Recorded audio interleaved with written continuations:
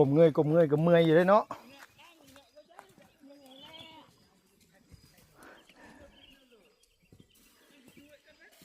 ผู้เฒ่า2 คนนี่ทนขนาดเลยเจ็บแอวโอ้เจ็บแอวแล้วเนาะเฒ่าไปแห้งเลยสมมันพ่อให้ลูกให้หลานเพื่อได้มาเฮ็ดสุเจ้านะ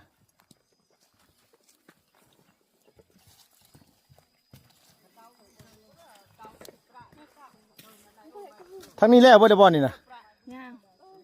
ยังไม่ได้แล้วบ่แม่เมื่อย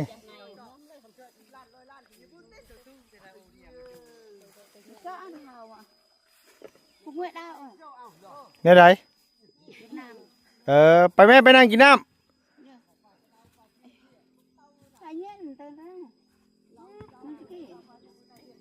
กินน้ำกินในก่อน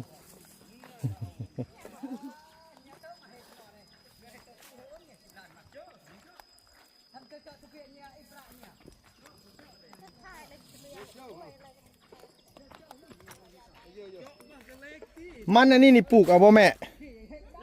มันยังคนอันนี้นะ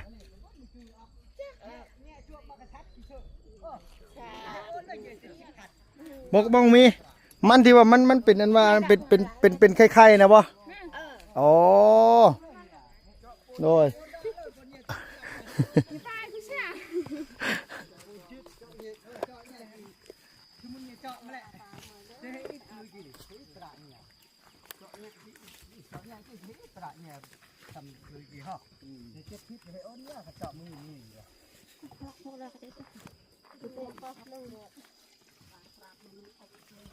มันมุกค่ะ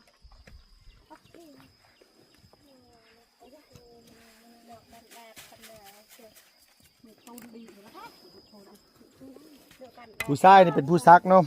ไม่ยิ่งเป็นผู้นำ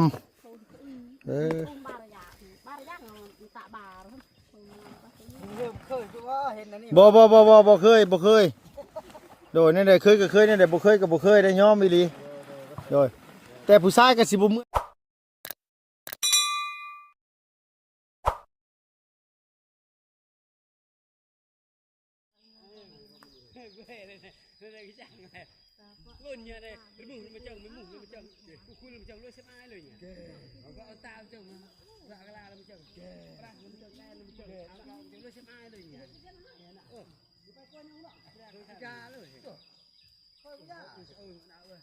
มึงไงแซมเนี่ยเพลิดมาดูเลยคง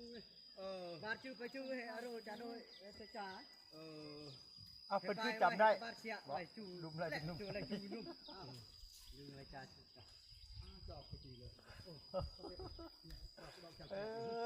บ่แม่นหาเก็บเข็ดน้อยนำเข้าให้เฮ้ยยับก่อนพี่น้องเอ้ยเนาะเป็นเชื่อแรกเลยมาเห็นเจ้านำเขาให้ตั้งแต่เกิดมาเลยมาพี่กระไรเที่ยวอยู่แต่บอกเคยเห็นนี่แต่ว่าเห็นแต่ตอนนี้เป็นเขาเขียวแล้วหมายว่าเพิ่นซักกับเพิ่นบริซักไม่หลายขึ้นนะบอกผมนี่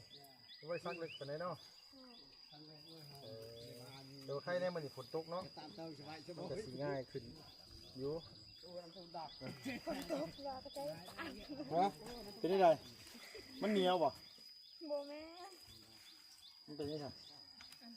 ไปหอยสายพุทธเจ้าก็ว่าภาษาลาวนึกว่า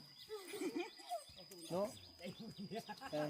อยู่ร่วมกัน10 ปลายคนหนุนข่อยผู้เดียวบ่ฮู้จักอันนี้ขมังแล้วเนาะ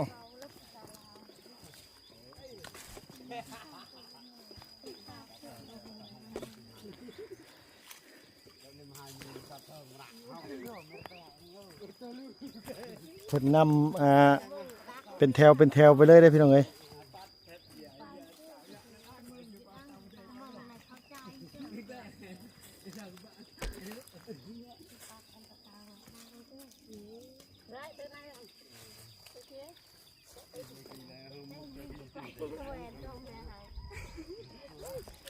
เมื่อยบ่เมื่อยสบายดีเด้อสบายดีบัจจุคูสุคนเนาะโดยสบายดีตอนสวยๆพี่น้องเอ้ยแต่ว่ามื้อนี้ใครแน่บดแน่มื้อนี้เมื่อคืนฝนตกลงมาค่อนข้างสีแห้งเติบพี่น้องเมื่อคืนนี้รู้สึกว่าฝนเทลงมาเมื่อคืนนี่ ฮ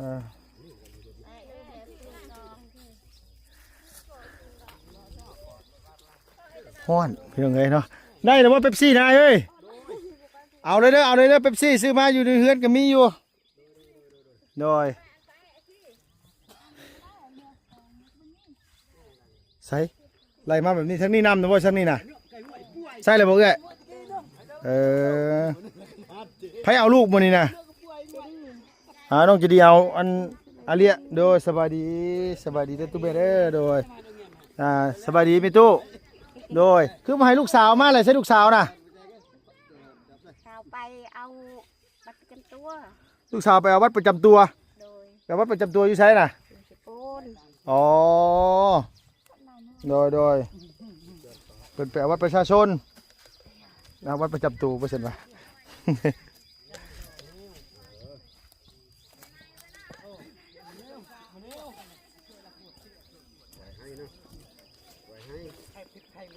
คันแบบนี้จักมือนี่แม่มันจังออกนี่แม่คันฝนตกใส่ซินี่ฮอดบ่อาทิตย์บ่ฮอดบ่3-4 มื้อก็ออกแล้วเนาะโอ้มันเป็นตาหญ้าลายแท้เหมือนเป็นปีนี้บ่เหรอแล้วชักแม่ก็ฉีดฮะอ๋อแล้วซักนี่เฮาต้องฉีดยาฆ่าหญ้าเนาะแม่เนาะกระสั่นบ่ไหวเด้อนี่เนาะ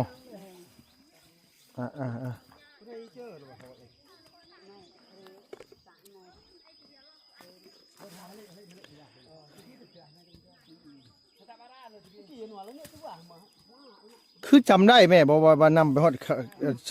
ช่วงใดอันนี้นะ คือจำได้ว่าตัวใดนำแล้วตัวใดบ่ทันได้นำมานี่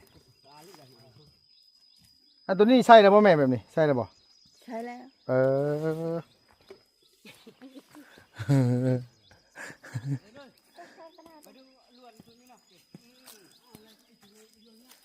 อ๋อเพิ่นนำแล้วเพิ่นก็ลงไปทั้งพุ่นแล้วก็นำขึ้นมาใหม่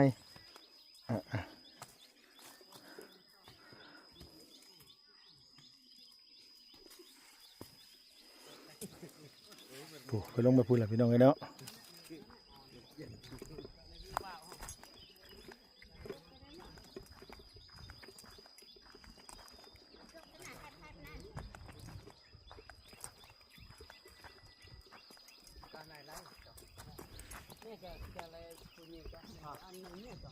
พอไก่ฝนตกเมื่อคืนหมูเจ้าบริกุจีดบ่บริเบิ่งเลยบ่ซะเจ้ากุจีดแล้วปะจัก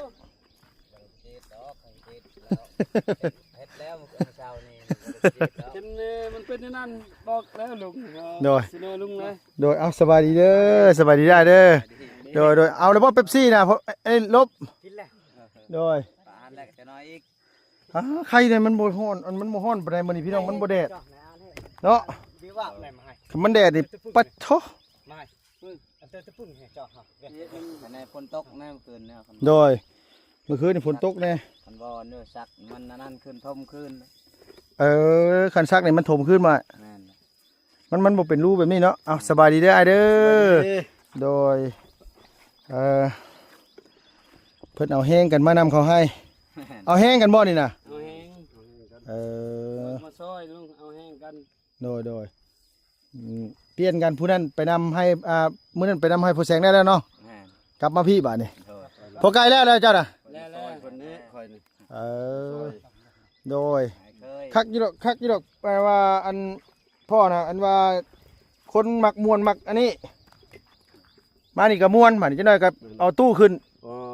ตัวแรกซุ่มกันเลยซุ่มกันบ่แม่โดยเอาไก่มาต้มแกมนี่ก็เพิ่นนี่โอ้ยเพิ่นนี่ก็มักนี่มักคือกันบ่โอ้ยเมาบ่เลิกบ่เมาบ่เลิกเมาก็ยังบ่เลิกอยู่พอเลิกพอแห้งแล้วนักเลยเนาะโดยบ่เมาบ่เลิกเมาบ่เมากับบ่เลิกเมากับบ่เลิกนักไปแล้วเตรียมรถก็มีเลยหาซื้อหมูมารถอีก5 โลนี่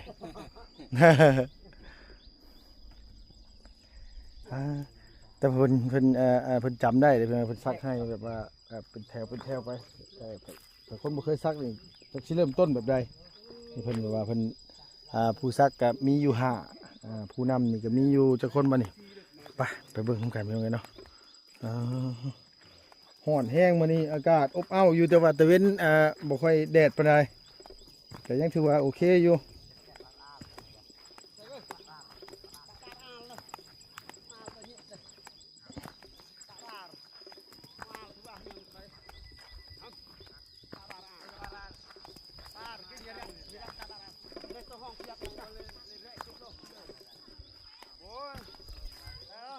แล้วอันว่านำเขาให้นี่ก็จ้างเขาเจ้ามาฉีดยาอีกแม่นบ่แม่ต้องจ้างเพิ่นเด้เนาะแม่เนาะบ่จ้างบ่ได้แล้วเพราะว่าหยังพี่น้องเอ้ยเพราะว่ายาฆ่าหญ้านี่มันแห้งทั้งพอแซงแล้วว่าคันฝนบ่ตกนี่คันซักดุมแล้วนี่มันสิถมขึ้นบ่แม่บางเทื่อมันเจือนเนาะ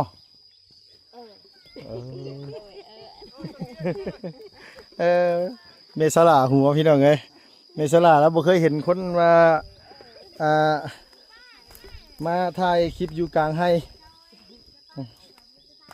ลูกสาวไปเอาวัดประจำตัวไปสั่นวะ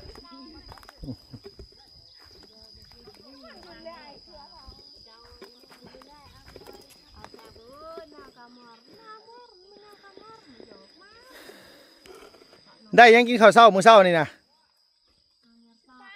ซื้อปลาโดย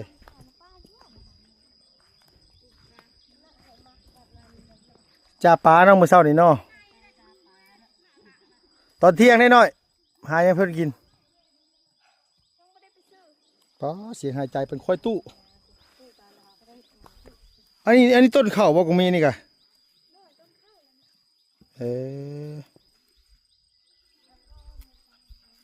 ข้าวมันล้นแต่ปีกายนี่บ่ดูว่านี่นะ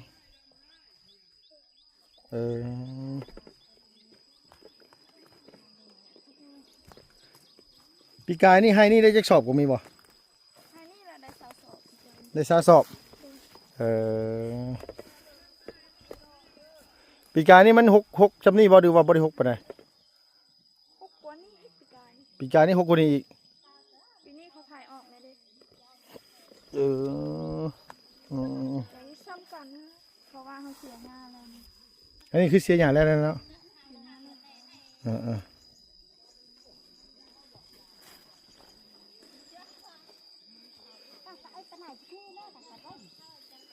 อันนี้เพิ่นน้ำนี่น้ำเขาใหญ่บ่เนาะเดี๋ยวว่าเขายังเขาใหญ่บ่เขาใหญ่มันสิบ่ค่อยแข็งบ่ได้เนาะเวลากินเนาะ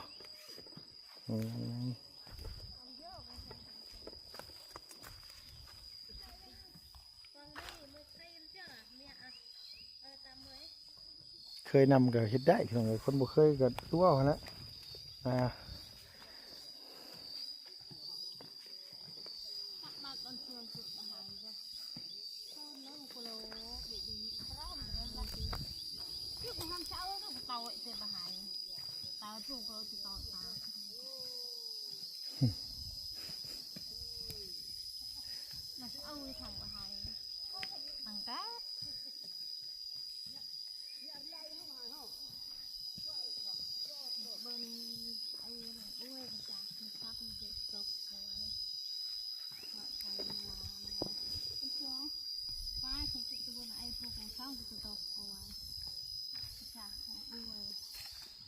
กล้วยก็เกิดอยู่เลยนะเนาะกล้วยก็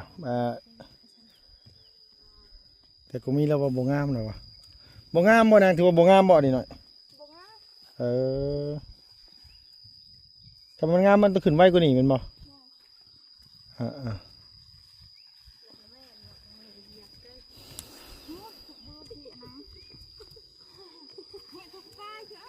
นี่อย่างว่าอย่างกันฮะ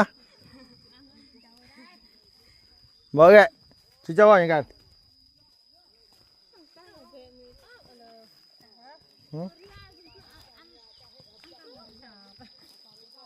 ว่าอย่างกันเดี๋ยวนี้ฮะเล่าให้ฟังหน่อยนะ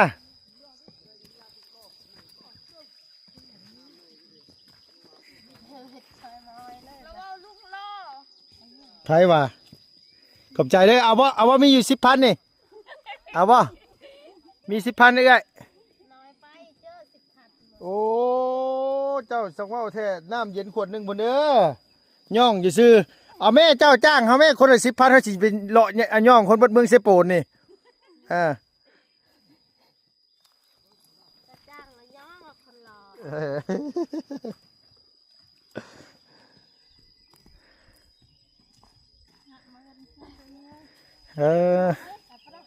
ตรงนี้ซื้อกับข้าวมาได้เดี๋ยวสิเมื่อเฮ็ดให้กินอยากกินยังว่าตัวซื้อยังมาให้เฮ็ดซื้อไก่เอ้าให้เลี้ยงไปซื้อเหรอ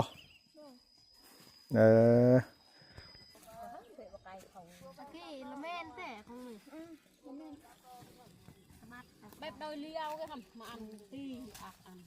ตีกันอันยองเลยที่มันตีกระหับนั่งกลางหางตี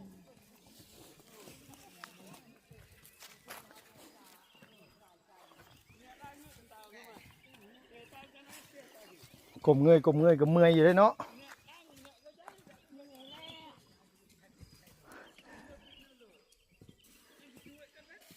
ผู้เฒ่าสองคนนี่ทนขนาดเลยเจ็บแอวโอ้เจ็บแอวเลยเนาะเฒ่าไปแห้งเลยสมมันพ่อให้ลูกให้หลานเพื่อได้มาเฮ็ดสุเจ้านะ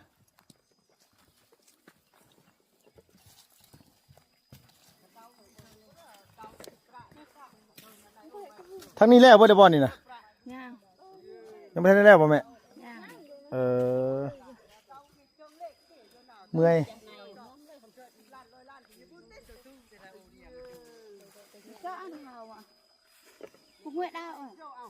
เนี่ยไรไปแม่ไปนั่งกินน้ำ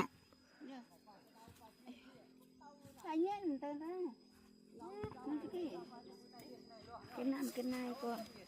กินน้ำกินในก่อน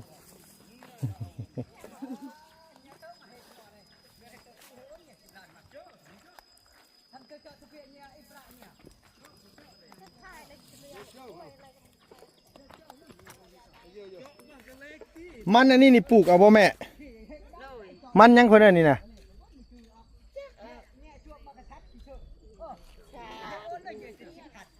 บอกมีมันที่ว่ามันเป็นอันว่าเ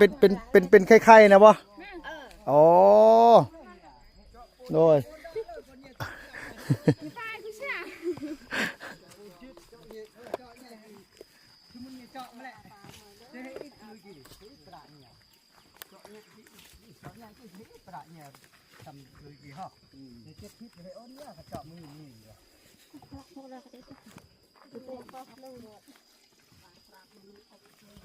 มันมุกค่ะ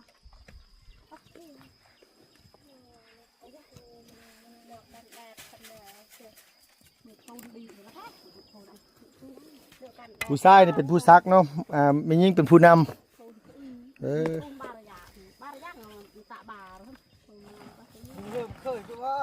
บ่เคยโดยนั่นแหละเคยก็เคยนั่นแหละบ่เคยก็บ่เคยได้ย้อมอีหลีโดยแต่ผู้ชายก็สิบ่เมื่อยปานใดเฮาว่ะเมื่อยว่าย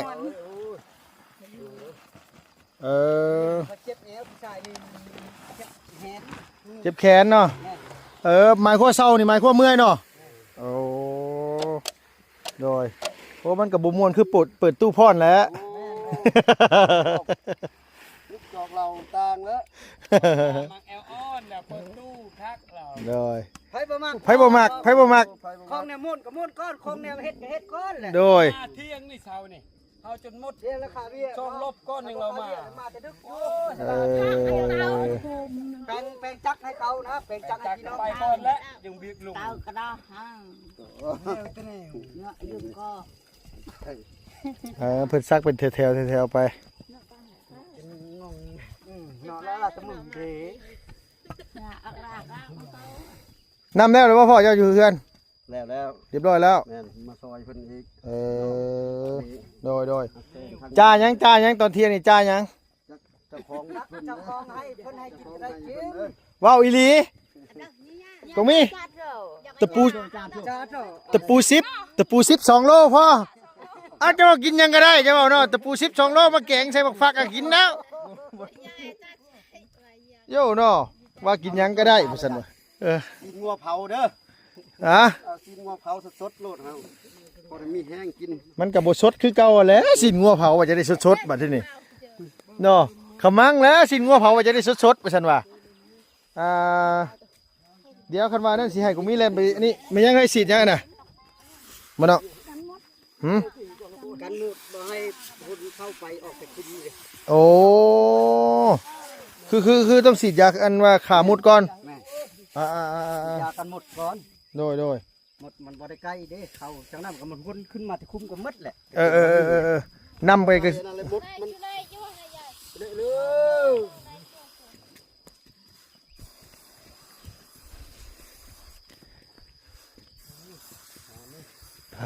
ตัวขนาดบ่ได้แดดปานใดพอไกลเจ้ายังจมมาฮ้อนเลย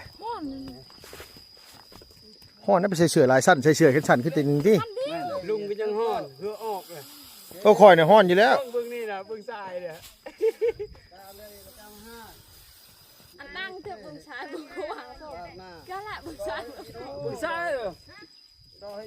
คนบ่ฮู้ได้ลุงเบื้องได้เบื้องซ้าย กระเบื้องนี้เบื้องชายเว้าอีหลี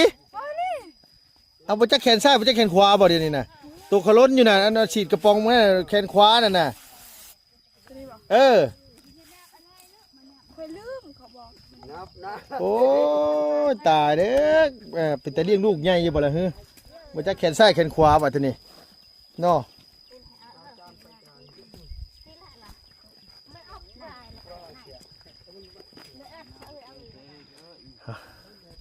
ฮ้อนลึกอีหลีมันนี่เพิ่นต้องปลูกน้ำโพนที่ก็มีมันอันนี้น่ะ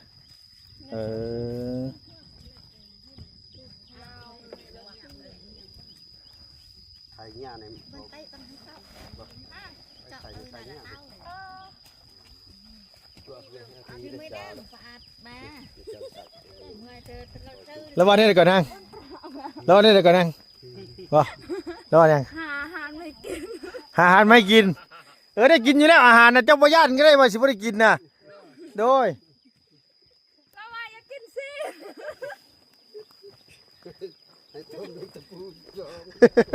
โยเนาะเจ้าว่ากินหยังก็ได้เฮาโยกินหยังก็ได้ก็ชื่อเด็กตะปูได้มากินเป็นหยังบ่เปลืองมาแกงใส่หมกฟักกินแล้วสิยะยัง สลีเด้ ฮะ ว่าตลกาสลีต้มกินเกลือ โยเนาะหมู่ว่ากินหยังก็ได้โอ้เว้าเนี่ยมันชุดเอาได้ว่าอยากกินหยังก็ได้อยากว่ากินหยังก็ได้เนี่ยมันโยสบายผู้หาให้กินได้โดย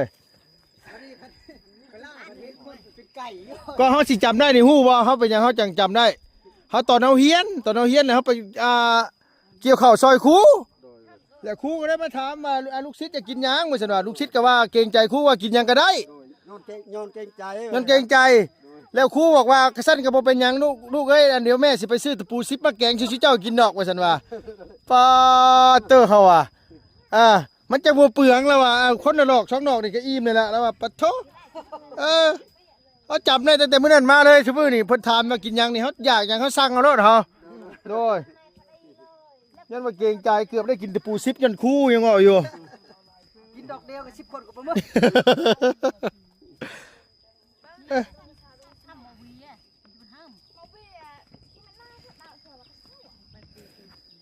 เอาอันนั้นกัดดันแท้ เป็นใครอยู่มันอันนี้เนาะมันฝนตกเมื่อคืนนี่ เท่านมม่วนเฮา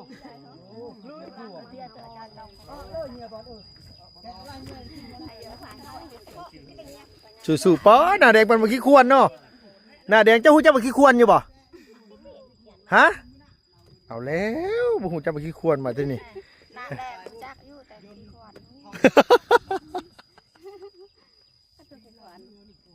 เอามันเป็นหมากไหมเวลามันสุกๆเวลามันสุกเลยก็มันก็หมากมันแดงๆตอนมันดิบแล้วมันเขียวพอสุกเลยก็มันแดงกินเอามาขี้ควรมาหูจักบ่ว้าวแท้ป้าโทษมาขี้ควรหมากไม่ป้าคือบ่เคยกินแล้วบัดนี้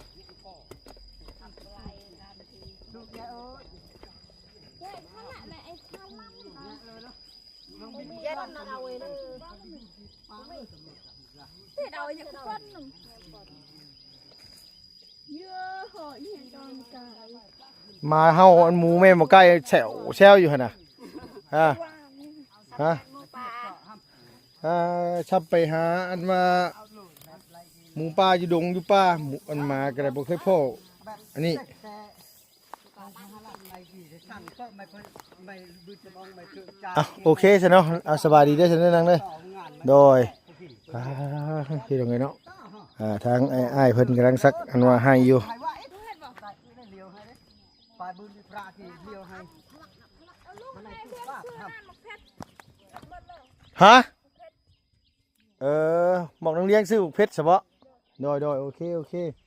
โดยโอเคได้อสายเด้อเฮาเมื่อก่อนเด้อซั่นเด้อโดยเดี๋ยวสิอันว่าแกงตะปูซิปให้กินบ่หยอกได้ออ้ายเด้อโดยพอดีว่ามาอันนี้แต่พี่น้องเนาะมีแต่ว่าลุงสิเมื่อบอกน้องเลี้ยงไปหาซื้อเนี่ยอยู่ได้กินก่อนชาวก็มีเพิ่นฝากเงินไว้น้ำหลานมาสั่นว่าเพื่อเพิ่นเมื่อผีซื้อมาแล้วเลยก็เพิ่นจะได้กินเลยเนาะพี่เนาะเบียกมือเมื่อยกินข้าวแซ่บๆมันก็ม่วนพี่น้องไอ้บอกง่ายซะเนาะสำหรับคลิปนี้ลุงขออนุญาตจบคลิปกันแล้วพี่น้องขอบคุณหลายๆขอบคุณขอบใจพี่น้อง FC ผู้ยังใจดีเบิดสุขุสุขคนเนาะที่เข้ามาติดตามและรับชมช่องลุงเฮิบชาแนลคือเก่าคือเดิมพี่น้องเนาะสำหรับคลิปนี้ไปแล้วพี่น้องบ๊ายบายสบายดีเด้อ